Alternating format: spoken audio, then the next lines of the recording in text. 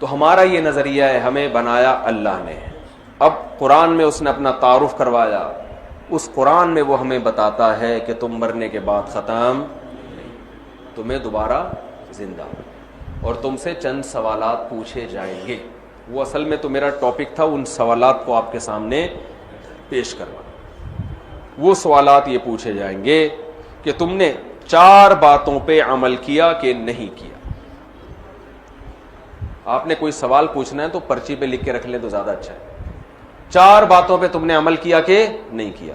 اللہ نے کہا میں نے امتحان میں 100% کامیابی جن لوگوں کے لیے رکھی ہے وہ 4 سوالات حل کر کے آئیں گے تو 100% کامیابی. اور یہ 4 وہ لازمی ہیں، اس میں اور اختیاری نہیں. پہلا، اور یہ غیر مسلموں کے لیے نہیں ہے تو غیر مسلموں کے لیے بھی، لیکن وہ مانتے نہیں ہیں. تو پہلا یہ من اراد الآخرہ، ہر کام میں نیت اللہ کو خوش کرنے کی، آخرت کی کرنی ہے. آپ ڈاکٹر بن کے مریضوں کا علاج کر رہے ہو، ٹھیک ہے، آپ پیسے کماؤ، آپ کا حق بنتا ہے، آپ کا بھی گھر بار ہے، آپ کا بھی چولہا ہے، کماؤ آپ. لیکن نیت انسانیت کی خدمت، کس کو خوش کرنے کے لیے؟ اللہ. اس کا فائدہ یہ ہوگا کہ آپ مریضوں کے ساتھ ناانصافی نہیں کرو گے، بس یہ فائدہ ہوگا اس. آپ مریضوں کو وہ دوا نہیں لکھ کے دو گے جو صرف آپ کے ماموں کے میڈیکل اسٹور پہ ملتی ہے، اس کے علاوہ پوری کائنات میں وہ دوا کہیں بھی نہیں ملتی. ڈاکٹر ہمیں تو بہت تجربہ ہوا ہے، لکھ کے دیتے ہیں، وہ اس کے ماموں کی دکان پہ ہی ہے، باقی تلاش امریکہ فون کر کے پوچھ لیا، کہہ رہے ہیں ہمارے میڈیکل اسٹوروں پہ بھی یہ دوا نہیں. ڈاکٹر اپنے ساتھ اپنے ماموں کی کھانچے بھی چلا رہا ہو. تو یہ کس کے ساتھ خیانت ہے؟ مریض کے ساتھ. سمجھ میں نہیں آ رہی بات؟ تو یہ من اراد الآخرہ کے خلاف ہے. آخرت آپ کی نیت، آپ کمائیں، منع تھوڑی کیا. حضرت عثمان کروڑوں روپے کے سرمایے کے مالک تھے، تاجر تھے بہت بڑے. مغیرہ ابن شعبہ رضی اللہ تعالیٰ عنہ ارب پتی تھے. حضرت ابو بکر ارب پتی تھے. ہمارے ہاں جامعۃ الرشید میں جو مالدار صحابہ ہیں نا، ان کے سرمایے پر ایک ریسرچ ہوئی ہے تو پتہ چلا کروڑوں روپے کے، اربوں روپے کے مالک تھے یہ حضرات. اتنی چاندی تھی ان کے پاس، اتنے درہم تھے. نبی نے ان کو مال رکھنے سے منع نہیں کیا، اور یہ انہوں نے اپنے لیے بھی، اپنی ذات میں بھی استعمال کیا. نبی نے کیا فرمایا؟ ایماندار تاجر قیامت میں پیغمبروں کے ساتھ ہوگا. تو تجارت سے نہیں روکا، تجارت میں ایمانداری کا حکم دیا. ہاں جہاں دنیا آخرت سے ٹکرا رہی ہوگی، تجارت کر رہے ہو، دکان کھولی بھی ہے، اذان ہو گئی، نماز کا ٹائم ہو گیا، تو اب اللہ آپ کو دکان کھولنے کی اجازت نہیں دیتا. تو قرآن کہتا ہے جو آخرت کا ارادہ رکھتے ہیں، آثر الحیات دنیا، تو جس نے دنیا کو آخرت پہ ترجیح دے دی، اس کا مطلب اس کا آخرت کا ارادہ نہیں ہے. جب ٹکرائے گی نا دنیا اور آخرت، تو کس کو فوکس کرنا ہے؟ آخرت کو. سمجھتے ہو بات کو کہ نہیں سمجھتے؟ تو ڈاکٹروں کو ڈرنا چاہیے اللہ سے بھائی. اپنے ہدیے نذرانے کے چکر میں جو ہوتا ہے نا، وہ ہاں جو ریپرزینٹ کر رہے ہوتے ہیں اس دواؤں کو، میڈیکل ریپ والے، وہ گفٹ دے رہے، وہ رشوت ہے، وہ گفٹ نہیں ہے وہ. تو دوسری شرط اللہ نے بیان کی، وَسَعَى لَهَا، آخرت کی نیت بھی کرے اور اس کی پھر کوشش بھی کرے. خالی نیت کر کے بیٹھا رہے، میری نیت ہے 1 کروڑ لوگوں کو کھانا کھلانے کی، نیت کرنے پر گورنمنٹ کی طرف سے کوئی پابندی کر لو. میری نیت ہے 4 شادیوں کی خواتین سے معذرت کے ساتھ، یعنی آپ کی کہہ رہا ہوں، میں اپنا نہیں کہہ رہا. بعض لوگ ارادہ کرتے ہیں نا 4 بیوہ رکھوں گا میں. ہمارے ایک دوست ہیں بڑے بے تکلف ہیں، ایک دن مجھے کہنے لگے میں 4 شادیاں کروں گا بیوہ عورتوں سے، پتہ نہیں وہ کیوں نہیں رہی. میں نے کہا بیٹھے رہو یہاں پہ، لیٹ جاؤ آرام سے. بھائی ہلے گا، چلے گا، پھرے گا، تلاش کرے گا، پھر پیسوں مال بڑھانے کی بھی پھر کوشش کرے گا نا. جب 4 کو پالنا ہے تو پیسہ بھی تو ہوگا نا. میں یہ جو میں نے کہا نا میری نیت ہے، یہ میرا نہ سمجھیں آپ، میں آپ کی مثال دے رہا ہوں.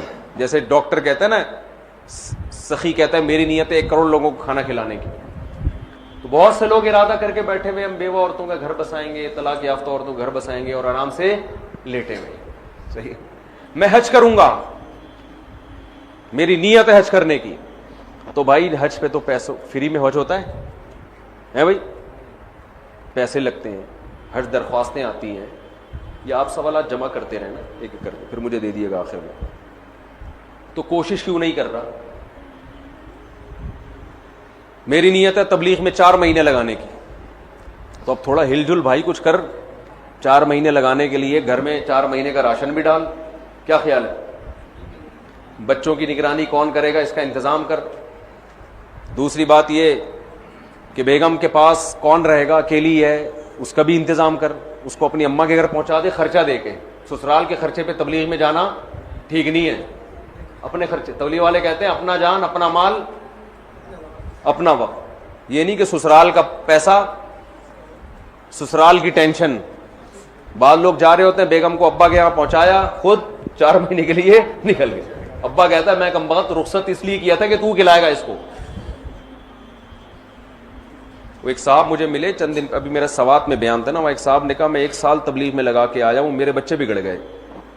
تبلیغ میں تو سال ضرور لگائے، لیکن اگر بچے 15 16 17 سال کی عمر کے ہیں، جو بگڑنے کی عمر ہے، اس میں جب آپ بچے کو بالکل لاوارث چھوڑ کر جاؤ گے تو وہ تھوڑی تبلیغ میں وقت لگا رہا ہے، وقت تو آپ لگا رہے ہو.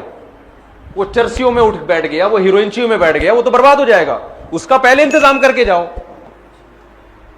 تو اللہ کہتے ہیں آخرت کی صرف نیت کافی نہیں ہے، اس کی کوشش، وسعی لہا، کوشش بھی کرنی ہے، ترتیب بنانی ہے، سوچنا ہے. جماعت میں نکلنا ہے تو کرنا ہے عملی طور پر. تبلیغ والے تو ترغیب دینے کے لیے کہہ دیتے ہیں کہ نیت کر لو، وہ اس لیے کہ چلو کچھ تو کرو نا.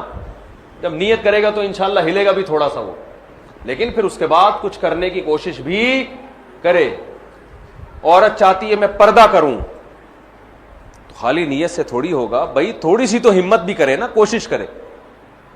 کچھ نہیں تو اسکارف لینا ہی شروع کر دے، کچھ نہیں تو باہر کے مردوں سے پردہ کر لے، پھر آہستہ آہستہ دیور سے بھی ہو جائے گا، چچا بھائی سے بھی ہو جائے گا. عورت پہ پردہ فرض ہے نا، دیور سے، چچا بھائی سے بھی پردہ فرض ہے. آج ہمارے گھروں میں یہ والا پردہ بالکل ختم، دیور سے پردہ ہی نہیں ہے. حدیث میں آتا ہے الحم وہ موت، دیور تو موت کی طرح ہے.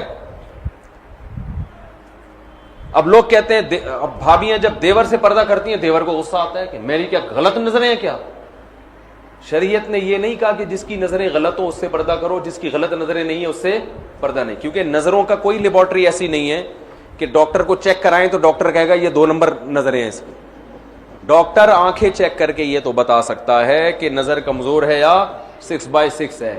یہ نہیں بتا سکتا کہ یہ نظریں پاکیزہ ہیں یا ناپاک ہیں. یہ اللہ کا کام ہے، یہ ڈاکٹروں کا کام نہیں ہے. اس لیے اللہ نے جوان عورت کو حکم دیا کہ ہر جوان مرد سے پردہ کرے. ہاں گھروں میں پردے کے احکام اس طرح نہیں ہوتے جیسے باہر ہوتے ہیں. جوائنٹ فیملی میں اگر عورت پردہ کرے گی، جو خواتین بیان سن رہی ہیں آج سے عزم کریں ہم انشاءاللہ ضرور پردہ کریں گے، کیونکہ اللہ نے کہا کامیابی کے لیے کوشش کرنا بھی ضروری. آج خواتین کی زندگیوں سے پردہ نکل گیا. یہ تو عورت کے لیے سب سے اہم، نماز کے بعد سب سے اہم حکم پردہ ہے عورت کے لیے. اور اس میں اللہ عورت کو فائدہ پہنچا رہے ہیں، مرد کا نقصان ہے اس میں. یورپ میں جو بے پردگی ہے اس میں مردوں کی عیاشی ہے، عورت کا بیڑا غرق ہو رہا ہے. اس میں عورت کا بیڑا غرق ہو رہا ہے. کوئی عورت کو بیوی بنانے کے لیے تیار نہیں ہے، سب گرل فرینڈ بناتے ہیں. تو جوائنٹ فیملی میں پردہ آسان ہے. اس میں یہ کر لے کہ سر پہ موٹی چادر لے لے، کہیں دیور گزرنے والا ہے تو فوراً چادر آگے کر لے. دیور پشتوں میں دیور ہی کہتے ہیں نا، ہیں فلیور، لیور، لیور. اب جیسے سر پہ چادر رکھے، دیور نے آنا ہے تو ذرا کھنکھار لے، تھوڑا سا کھانس لے، اور بھابھی تھوڑا سا چادر کو چہرے سے آگے کر دے، بس اتنا کافی ہے. سامنے بیٹھ کے گپ شپ نہ لگائے دیور کے، یہ نہ کرے. تو اتنا بھی نہیں کرتے بھائی، یہ تو پھر اللہ کے حکم کی بغاوت ہے نا. ہمارے نبی کہہ رہے ہیں الحم و موت، دیور سے زیادہ سخت پردہ ہے. سخت کا مطلب پردہ لازمی کرنا ہے اس سے. تو وسعا، اللہ فرماتے ہیں نیت بھی آخرت ہو اور اس کے ساتھ ساتھ کوشش بھی ہو. تیسرے نمبر پہ اللہ نے کیا فرمایا؟ وسعا لہا سعیہا، آخرت والی کوشش، اخپل طریقے سے کوشش نہیں چلے گی. ہمارے پٹھان بھائی بہت سے کام اخپل طریقے سے کر رہے ہوتے ہیں. اخپل اسلام کیا مطلب؟ آپ نے کوشش تو بہت کر لی مگر وہ کوشش جو آخرت والی ہے، یعنی جس کو اللہ رسول نے بتایا کہ یہ آخرت والی کوشش، وہ نہیں کر رہے آپ. دیکھو آپ نے رمضان میں روزہ رکھا، 13-14 گھنٹے کا روزہ ہو گیا، بھوک پیاس سے آپ تڑپ رہے ہو، سورج غروب ہو گیا، سب لوگ روزہ افطار کر رہے ہیں، جلدی جلدی بھائی کھجور کھاؤ. دیر کرنا کیا ہے؟ مکروہ ہے، ناپسندیدہ ہے، خلاف سنت. آپ نے کہا نہیں، میں 14 گھنٹے کا تو پشاور میں سب نے رکھا ہے روزہ، میں 18 گھنٹے کا رکھوں گا. ورنہ پشاور اور کراچی میں فرق کیا ہوگا؟ وہ تو کراچی والے بھی رکھ لیتے ہیں 13-14 گھنٹے کے. ہم جب پشاور میں ہیں تو پھر پشاور میں تو پھر ہم کتنے گھنٹے کا رکھیں گے؟ ہم طاقت زیادہ ہے ہمارے اندر. ہم کتنے گھنٹے کا رکھوں گا؟ 18 گھنٹے کا. اور جتنا میں بھوک اور پیاس میں نے اللہ کے لیے برداشت کی ہے، میں 3 گھنٹے اور برداشت کروں گا. یہ میری طرف سے غریبی ہے. کمپنی ہوتی ہے نا بھئی، یہ تو آپ نے کپڑا خریدا ہے، خواتین مارکیٹ سے کپڑا خریدتی ہیں نا، بہن یہ ہماری طرف سے، یہ آپ نے کپڑا خریدا، یہ دوپٹہ ہماری طرف سے فری. ہوتا ہے کہ نہیں ہوتا؟ تو آپ اپنی طرف سے غریبی نہیں لگا سکتے. بھائی یہ آپ کوشش تو کر رہے ہو، لیکن یہ کوشش آپ کی اپنی بنائی ہوئی کوشش ہے، یہ اللہ اس کے رسول نے نہیں بتائی. آپ فجر کی 2 رکعتیں پڑھتے ہو، اگر آپ اپنی طرف سے محنت کر کے 3 پڑھ لو، نماز قبول ہوگی؟ مسلمانوں کے ہاں 2 طرح کی عیدیں ہوتی ہیں، ایک بڑی عیدیں اور ایک چھوٹی عیدیں. ایک عید الفطر، عید الاضحیٰ. یہ سال میں عید الفطر بھی ایک دفعہ اور عید الاضحیٰ بھی ایک دفعہ. یہ اس میں ہم نماز پڑھتے ہیں، نہاتے ہیں، دھوتے ہیں اور مصلی کی طرف جاتے ہیں، ایک دوسرے کو مبارکبادیں دیتے ہیں، جانور ذبح کرتے ہیں. ساری دنیا میں یہ منائی جاتی ہے. کیا خیال ہے؟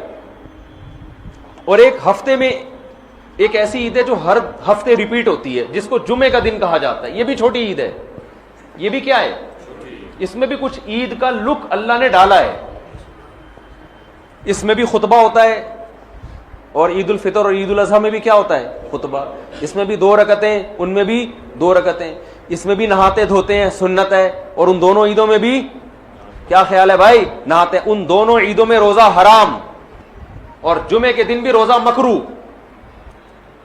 خاص جمعے کو مخصوص سمجھ کے روزہ رکھنا حدیث میں اس سے منع کیا ہے. کسی کا چھٹی کا دن ہے یا اس کو آسانی ہے تو ایک الگ بات ہے. اس نیت سے روزہ رکھنا کیا جمعے کا دن بڑا دن ہے تو میں اس لیے روزہ رکھ رہا ہوں، اس کی حدیث میں ممانعت ہے. تو پتہ چلا عید کا لک آیا کہ نہیں آیا اس میں. اب مجھے ایک بات بتاؤ، یہودیوں کے لیے مقدس دن اور وہ عید جو ہر ہفتے ریپیٹ ہوتی ہے، وہ کون سا دن تھا؟ ہفتے کا. یہودیوں کے بعد عیسائی دنیا میں آئے، عیسائیوں کے لیے کون سا ہوا؟ اتوار. تو ہمارے لیے کون سا ہونا چاہیے؟ پیر ہونا چاہیے تھا نا. جمعہ کہاں سے بول رہے ہو بھائی؟ ہم اور لیٹ آئے تو ہمارے لیے کون سا ہونا چاہیے تھا؟ پیر. اور وہ نبی کا یوم ولادت بھی تھا. لیکن نبی کا یوم ولادت تھا، اس لیے اللہ نے پیر کو نہیں رکھا، ریورس کر دیا جمعے کو، تاکہ لوگ یوم ولادت کو عید سمجھنا نہ شروع کر دیں. بہت مشکل ہے بھائی، پشاور میں بات سمجھانا بہت مشکل ہے، بہت مشکل ہے. اور یہ الحمدللہ میں بس چھیڑنے کے لیے کرتا ہوں. وہ تو کراچی میں بھی سمجھ میں نہیں آتی کسی کو. یہ جملہ میں کراچی میں بھی بولتا ہوں، لاہور میں بھی بولتا ہوں. وہ غیرت دلانا مقصد ہوتا ہے کہ بولے یار اتنی آسان بات ہمیں سمجھ میں نہیں، کیسی بات کرو، ایک دم بوجھ میں سمجھ میں آ رہی ہے، جوش میں آ کے بولتے ہیں، پھر آتی ہے سمجھ میں. کچھ مسائل غیرت کے ہوتے ہیں. اب آپ بتاؤ کتنی زبردست لاجک کی بات ہے کہ ہونا پیر کا دن چاہیے تھا، لیکن اور وہ یوم ولادت بھی تھا، لیکن اس کو کیا کر دیا؟ ریورس. اتنا کافی تھا اس امت کو سمجھانے کے لیے کہ نبی کا یوم ولادت میں عید نہ بنانا، اتنا کافی تھا. لیکن نبی نے ایک اور کام کیا. شاید نبی کو معلوم تھا، اللہ نے بتا دیا تھا کہ یہ امت باز نہیں آئے گی، تو نبی نے ایک اور کام کیا کہ پیر کو آپ نے روزہ رکھا. صحیح بخاری مسلم کی حدیث ہے. صحابہ نے پوچھا آپ روزہ کیوں رکھتے؟ فرمایا میرا یوم ولادت ہے. عید کے دن روزہ رکھنا جائز ہے؟ کیا مطلب روزے کا عید کا جو تھوڑا سا بھی تصور تھا نا یوم ولادت میں، اس تصور کے بالکل کھرچ کے جڑ سے خاتمہ کر دیا کہ روزہ اور خوشی کا دن جمع نہیں ہو سکتے، اور آپ پھر یوم ولادت کو یوم عید کہہ رہے ہو. تو یہ وہ کوشش ہے جو اخپل کوشش ہے، یہ اللہ اس کے رسول کی بتائی ہوئی کوشش نہیں ہے. خوشی میں کھایا جاتا ہے، روزے نہیں رکھے جاتے. ہمارے نبی روزہ رکھتے، تبھی آپ دیکھو سعودی عرب میں سب عرب اکثر روزہ رکھتے ہیں پیر کے دن، سنت ہے. ہمارے یہاں رواج نہیں ہے. جمعرات کا بھی رکھتے ہیں، پیر کا بھی. پیر کا جمعرات کا تو کسی بھی وجہ سے رکھ لیا، لیکن پیر کا اس لیے رکھا کہ یوم ولادت ہے میرا. تو خوشی میں کھانا کھایا جاتا ہے. روزہ تو کھانا پینے سے بچنے کا نام ہے. اس کی میں 2 مثالیں دے دیتا ہوں تاکہ اور سمجھ میں آ جائے. آپ کی شادی ہو گئی، فرض کرو، کہہ رہے ماشاء اللہ، فرض کرو شادی ہو گئی. دوست ملتے ہیں، یار سنا تیری شادی ہو گئی، خوشی میں کیا کھلائے گا؟ یہی کہتے ہیں نا. آپ نے کہا اتنی مجھے خوشی ہوئی ہے کہ کل صبح نہ میں ناشتہ کروں گا نہ تم ناشتہ کرنا، ہم کھانے سے کیا کریں گے؟ اوائڈ کریں گے. کہے گا تیرا باپ دنیا سے چلا گیا ہے جو غم میں نہیں کھا رہا تو. حدیث میں آتا ہے نا جس گھر میں میت ہوتی ہے تو لوگ غمزدہ ہوتے ہیں تو ان کو کھلاؤ جا کے، کیونکہ وہ کھا نہیں سکتے بیچارے، غم میں ہوتے ہیں، پکاتے نہیں ہیں. آپ کا بیٹا پاس ہو گیا امتحان میں اچھے نمبروں سے، لوگ پوچھتے ہیں بھائی بڑا مزہ آ رہا ہے یار، کیا کھلائے گا؟ آپ نے کہا ڈنر کا ناغہ ہے، آج تم بھی رات کو بھوکے سو گے اور میں بھی بھوکا سو. تبھی عید کے دن روزہ نہیں ہے بھائی. روزہ اور عید ایک دوسرے کے بالکل اپوزٹ ہیں، ضد ہیں. ہمارے نبی نے یوم ولادت میں روزہ رکھ کے بتا دیا کہ آج کا دن عید نہیں ہو سکتی. اور ایک اور بات، مسلمانوں کی عیدیں عید الفطر اور عید الاضحیٰ رات میں ہوتی ہیں صبح ہوتی ہے؟ بولو نا بھائی. کرسمس صبح ہوتی ہے رات کو ہوتی ہے؟ رات میں. اسلام میں عیدیں صبح کے وقت میں رکھی گئی ہیں کیونکہ رات میں انسان شراب کباب کی طرف جانے کا خطرہ، عیاشی کی طرف، رنگ رلیوں کی طرف جانے کا خطرہ زیادہ ہوتا ہے، بتیوں کی طرف جانے کا خطرہ زیادہ ہوتا ہے. تمیز سے نہیں مناتا وہ. صبح بدتمیزی سے عید منائی نہیں جا سکتی صبح کے ٹائم میں ہے بھائی. صبح تو نہا دھو گے نماز پڑھے. جمعے کو بھی دن کی روشنی میں رکھا گیا، جمعہ رات میں نہیں رکھا گیا. اسلام کے سارے تہوار کب ہو رہے ہیں؟ اور عید میلاد النبی صبح منائی جاتی ہے یا رات کو؟ جوش و خروش آتا ہے رات کے وقت، بتیاں، پھر ناچ گانے بھی ہونے لگے. آج کل تو کیک کاٹنا شروع ہو گئے، بریک ڈانس شروع ہو گیا. معذرت کے ساتھ کوئی ناچ رہا ہے، کوئی نبی کی محبت میں ناچ کے گر گیا نیچے ہے جی، پتہ نہیں کیا کیا کر رہے ہوتے ہیں. یہ وہ کوشش ہے جو آپ کی اخپل کوشش ہے. یہ اللہ رسول کی بتائی ہوئی کوشش نہیں، بلکہ اللہ رسول اس کے خلاف بتا رہے ہیں. سمجھتے ہو بات کو کہ نہیں سمجھتے ہو؟ تو چھوڑ دو یہ سب کچھ. تو اللہ نے قرآن میں کیا فرمایا؟ پہلی شرط نیت آخرت، دوسری شرط کوشش بھی کرے، تیسری شرط کوشش بھی اپنی نہیں بلکہ آخرت والی کوشش، چوتھی شرط وَهُوَ مُؤْمِنٌ، توحید پرست بھی ہو، ایمان بھی ہو. کفر کے ساتھ یہ نیکیاں قبول نہیں ہیں. کافر اگر اللہ کو راضی کرنے کے لیے کروڑوں لوگوں کو کھانا کھلائے، دنیا میں اجر مل جائے گا، آخرت میں کوئی اجر نہیں ملے گا. تبھی غیر مسلم میت کے لیے دعا نہیں کر سکتے، زندہ کے لیے کر سکتے ہیں، غیر مسلم مر گیا تو اس کے لیے دعا کی بھی، ریسٹ ان پیس بھی نہیں کہہ سکتے اس کو. آپ جو مر گیا، آج کل لوگ کہہ رہے ہوتے ہیں اس کی روح کو اللہ جو ہے نا امن میں رکھے. بس اللہ نے پابندی لگا دی. تو وَهُوَ مُؤْمِنٌ، ایمان. کیا مطلب؟ مزار پرستی یہ ایمان ہے یا شرک ہے؟ شرک ہے. یہ ندا لغیر اللہ، صرف یا اللہ مدد چلے گا اللہ کے ہاں، اور کوئی نعرہ اللہ کے ہاں قابل قبول نہیں. ہم کہتے ہیں ایاک نعبد و ایاک نستعین، صرف تجھ سے تیری عبادت کرتے ہیں اور مدد صرف. یہ صرف کا لفظ بھی لگا ہوا ہے اس ترجمے میں، کیونکہ مفعول بھی جو آبجیکٹ ہے نا اس کو پہلے کر دیا. ایک ہوتا ہے نعبدو کا، اس کا مطلب ہے ہم تیری عبادت کرتے ہیں، اور کا کو اٹھا کے ایا کا بنا کے پیچھے لے آیا تو عربی گرامر جو جانتے ہیں اس کا مطلب ہے صرف صرف تجھ سے مدد، ایا کا نستعین، تیرے علاوہ کسی سے مدد نہیں مانگتے. تو شرک کے ساتھ میرے بھائی کوئی عمل مقبول نہیں ہے. تو یہ 4 باتوں پر آپ عمل کریں گے تو فَأُولَئِكَ كَانَ سَعْيُهُمْ مَشْكُورًا. اللہ فرماتے ہیں ان کے تھوڑے پر بہت زیادہ دوں گا میں. یہ تھوڑا کریں گے اجر وہاں بہت زیادہ. اور ان پر عمل نہیں ہوا تو دنیا تو واہ واہ کر لے گی، بڑا پروٹوکول مل جائے گا، کوئی کیا بن جائے گا، کوئی کیا بن جائے گا، آخرت میں زیرو. جیسے پہاڑ ہوتا ہے نا راکھ کا، دیکھنے میں بڑا لگتا ہے، پھونک مارو پورا پہاڑ اڑ جائے گا.